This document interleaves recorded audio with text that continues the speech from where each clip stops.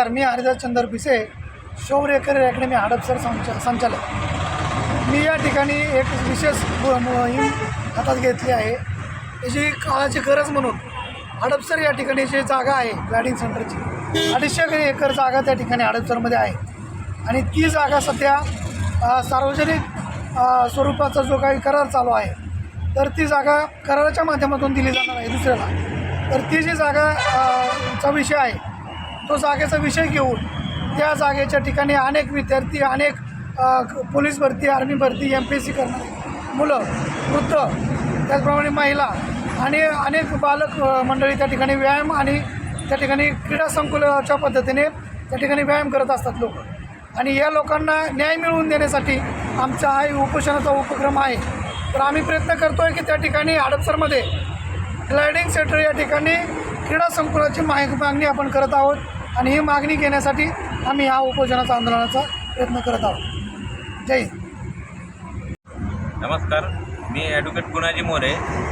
आज या ठिकाणी बसण्याचं जे उपोषणाला आम्ही बसलेलो आहे याचं कारण असं आहे की हडपसर या परिसरामध्ये हडपसरच नव्हे तर पुरंदर आणि हडपसर या दोन्ही कॉन्स्टिट्युन्सी जे विधानसभा मतदारसंघ आहेत त्याला जोडण्याचं एक मोठं जे काम आहे ते ग्लायडिंग सेंटर करतं। आणि त्या ग्लायडिंग सेंटर म्हणजे काय आहे की केंद्र शासनाचं तिथं विमान प्रशिक्षण म्हणून आत्ताच ते त्या मुद्द्यावरती ते आहे चालू, परंतु तोच 250 एकर जमिनीचा जो भूखंड आहे तो भूखंड कुणीतरी एका धनाढ्य बिझनेसमॅनला देण्याचा कट केंद्र शासन करत आहे आणि याच्या विरोधामध्ये आम्ही जाऊन आंदोलन आणि उपोषण करण्याचा मार्ग स्वीकारलेला आहे।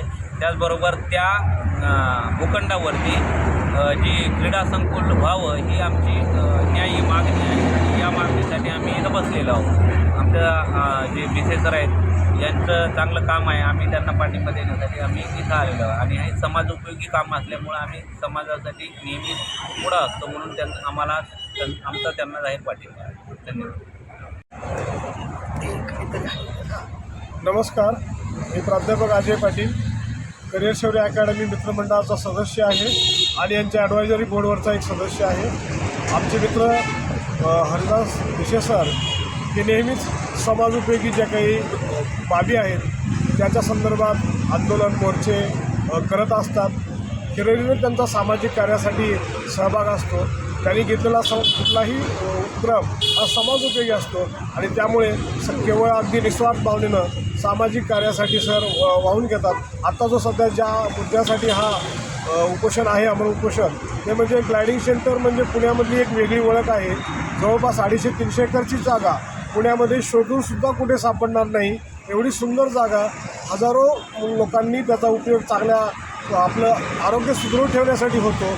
अनेक करिअर अकॅडमीचे मुलं तिथे एक मैदानी ज्या काही स्पर्धा असतात त्याची प्रॅक्टिस करतात आणि अनेक मुलं तिथून आत्तापर्यंत पोलीस, आर्मीमध्ये भरती होऊन त्यांनी सिलेक्ट झालेले आहेत। तरी हे अशा भविष्यकाळामध्ये सुद्धा हजारो मुलं तिथून घडणार आहेत, परंतु हा जो केंद्र सरकारची जागा आहे त्यांनी जे त्याचं खाजगीकरण करतायत ते एक प्रकारचं जे काही चैतन्य आहे हडपसरचं किंवा पुण्याचं ते नष्ट होणार आहे। ते नष्ट होऊ नये, त्या ठिकाणी क्रीडा संकुलला मान्यता द्यावी, या अत्यंत चांगल्या विधायक उपक्रमासाठी हे आमरण उपोषण केलं आहे। त्यामुळं आम्ही या ठिकाणी उपोषणासाठी सरकार मान्य करत नाही तोपर्यंत आम्ही इथं उपोषण थांबलेलं आहे। नमस्ते। आता जे आंदोलन चालू आहे सध्याचं आंदोलन आम्ही लाक्षणिक आंदोलन करत आहोत। हडपसरच्या ग्लायडिंग सेंटरमध्ये क्रीडा संकुल मिळावं याच्यासाठी, परंतु आता जर आंदोलन जरी लाक्षणिक असलं तरी हे आंदोलन आमचं 3 दिवसासाठी असणार आहे आणि पुढं जाऊन आम्ही प्लॅनिंग करणार आहे की हे आंदोलन अतिशय कडक स्वरूपाचं आम्ही करणार आहोत। अगदी शेवटच्या श्वासापर्यंत ही जागा न सोडता त्या ठिकाणी क्रीडा संकुल आम्ही मिळूनच घेणार आहोत, अशा प्रकारचं आमचा प्लॅनिंग आहे आणि आम्ही शेवटपर्यंत मागं हटणार नाही, अशा पद्धतीने आंदोलन पुढे जाऊन करणार आहोत।